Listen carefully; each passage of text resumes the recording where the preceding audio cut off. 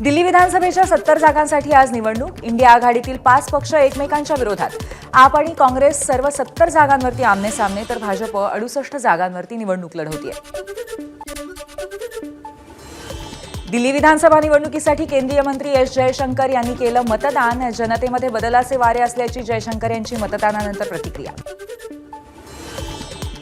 काँग्रेसच्या अलका लांबा यांनीही बजावला मतदानाचा हक्क. अलका लांबा आतिशी यांच्या विरोधात कालकाजी मतदारसंघातनं निवडणुकीच्या रिंगणात. आपचे उमेदवार मनीष सिसोदियांनी मतदानाच्या आधी केली देवाची पूजा. जनतेच्या कल्याणासाठी प्रार्थना केल्याची सिसोदियांची प्रतिक्रिया.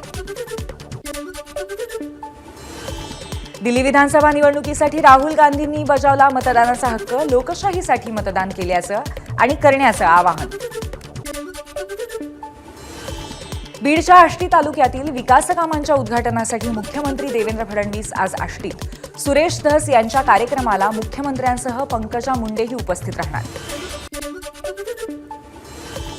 धनंजय मुंडे कार्यक्रमाला आले तर स्वागतच करेन, सुरेश धस यांची धनंजय मुंडेंच्या उपस्थितीवरती प्रतिक्रिया. तर अजित पवार धनंजय मुंडेंच्या पाठीशी ठामपणे उभे आहेत, त्यामुळे राजीनामा मागून काय फायदा, धस यांचं वक्तव्य. आष्टी विधानसभा मतदारसंघातल्या विकास कामांचं मुख्यमंत्री देवेंद्र फडणवीसांच्या हस्ते आज उद्घाटन. धनंजय मुंडेंच्या डोळ्यांचं ऑपरेशन झाल्यामुळे धनंजय मुंडे कार्यक्रमाला उपस्थित राहणार नाही. बीडच्या दुष्काळी आष्टी तालुक्याला आज मिळणार नवसंजीवनी. मुख्यमंत्री देवेंद्र फडणवीस, राधाकृष्ण विखे पाटील, राम शिंदे आणि पंकजा मुंडे यांच्या उपस्थितीमध्ये भूमिपूजन सोहळा. या तलावामुळे दुष्काळी आष्टी तालुक्यामध्ये सिंचनाचा प्रश्न मार्गी लागेल. लक्ष्मण हाके यांची अंजली दमानिया आणि मनोज जरांगेंवरती सडकून टीका. दमानियांचं नाव अंजली दलालिया ठेवावं. लक्ष्मण हाकेंची टीका. तर धनंजय देशमुखांनी जरांगेंच्या नादाला लागू नये, हाकेंचा धनंजय देशमुखांना सल्ला. मंत्री धनंजय मुंडे यांच्या विरुद्ध राजाभाऊ श्रीराम फड यांनी दाखल केली निवडणूक याचिका.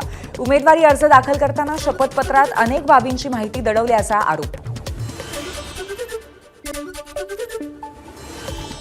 पक्षविरोधी कारवाई केल्याप्रकरणी राष्ट्रवादीच्या महिला जिल्हाध्यक्षा अनुजा सावळेंची पक्षातनं हकालपट्टी. पक्षाकडे तक्रार केली म्हणून अनुजा सावळे यांनी केलं राष्ट्रवादी जिल्हाध्यक्ष नाझेर काझी यांच्यावरती केले गंभीर आरोप. एकनाथ खडसेंनी देवेंद्र फडणवीसांची भेट घेतली. कोणतीही राजकीय चर्चा नाही. मतदारसंघातील कामांसाठी भेट घेतल्याची खडसेंची माझाला माहिती.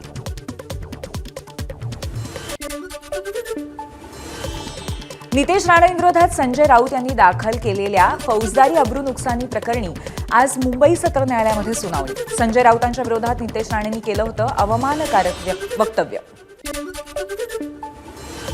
उद्योग विभागाची आज आढावा बैठक. दावोसला झालेल्या करारासंदर्भात प्रत्यक्ष काय स्टेटस आहे याच्यावर मंत्रालयामध्ये मंत्री उदय सामंत बैठक घेणार. म्हाडाच्या कोकण मंडळाच्या 2264 घरांसाठी आज सोडत काढली जाईल. गृहनिर्माण मंत्री एकनाथ शिंदे आणि अजित पवार यांच्या अध्यक्षतेखाली आज दुपारी सोडतीचा कार्यक्रम. सार्वजनिक बांधकाम विभागाचे कंत्राटदार आजपासून बेमुदत काळासाठी संपावर. 46,000 कोटीचं थकीत देयक राज्य सरकारने थकवल्यामुळे आर्थिक संकटात सापडलेले कंत्राटदार त्यांनी उगारलेला आहे संपाचा हत्यार.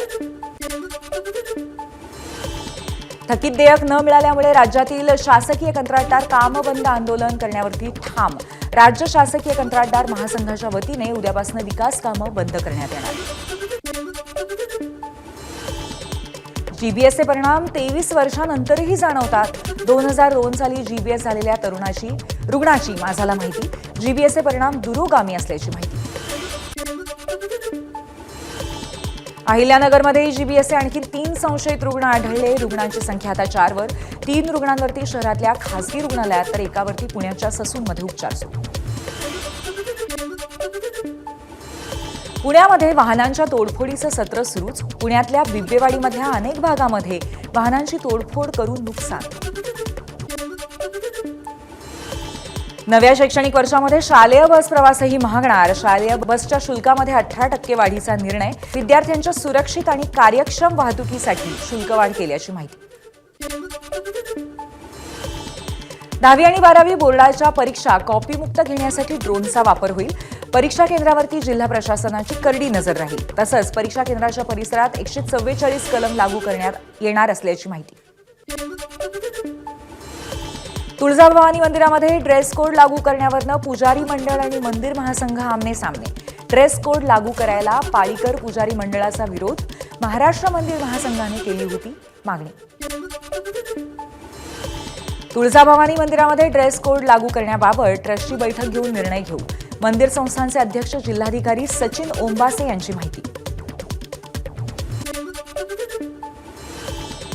पुण्यामध्ये मेट्रो आणि महापारेषणाच्या कामासाठी उद्या शिवाजीनगर आणि डेक्कन परिसरातील वीज पुरवठा बंद राहील.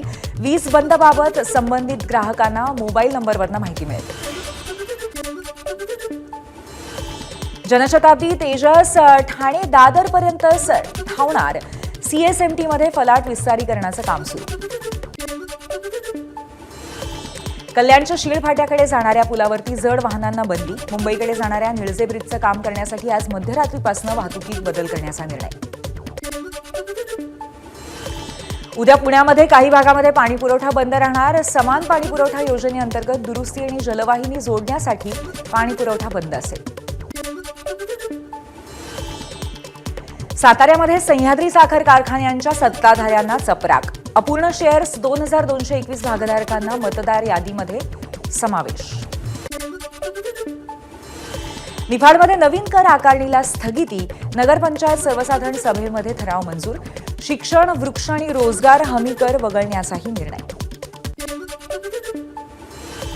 रत्नागिरीमधल्या मिरकरवाडा बंदरमधल्या अतिक्रमण हटवल्यानंतर महिला मच्छीमार संघाची मत्स्य विभागाला नोटीस. अतिक्रमण हटाव मोहिमेमध्ये संस्थेची बांधकामं, स्वच्छतागृह, पाळणाघरं आणि इतर वस्तूंचे मिळून 17 लाख रुपयांचं नुकसान झाल्याचा दावा.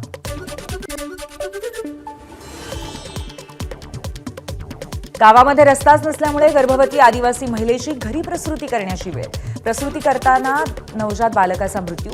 महिलेला बांबूच्या झोळीतनं जंगल मार्गाने रुग्णालयामध्ये नेण्यासाठी 5 तास 15 किलोमीटरचा प्रवास करायची वेळ.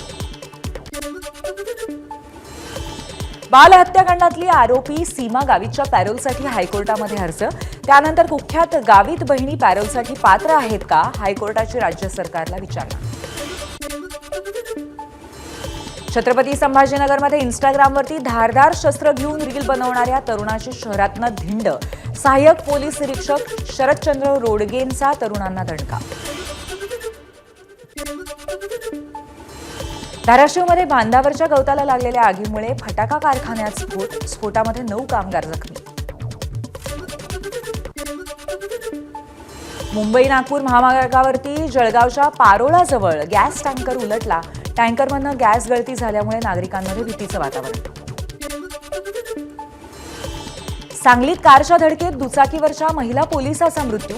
कार चालकाविरोधात विटा पोलिसात गुन्हा दाखल.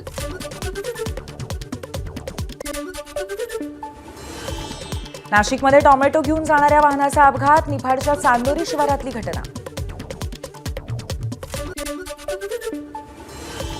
गोंदियामध्ये गोवंश तस्करी करणारा ट्रक उलटला. जवळपास 30 जनावरांचा मृत्यू.